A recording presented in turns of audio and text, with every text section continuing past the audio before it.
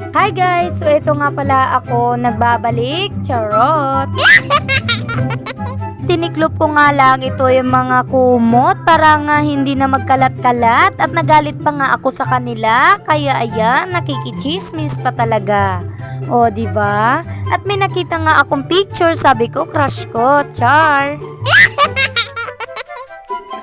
At winalisan ko nga dito sa loob at saka sa labas dahil nga marami talagang kalat. Ito talaga yung pinsan kong kulit-kulit. At inilagay ko nga yung unan sa loob at sinunod ko naman nga ito yung hagdan dahil nga marami na talagang kalat. At nagpatulong na nga ako sa pinsan ko.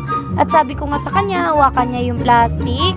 At sinunod ko naman itong pinagkainan namin. Marami talagang kalat at may taga-video pa talaga ako.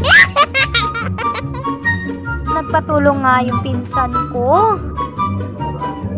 Ah! Po, bye-bye.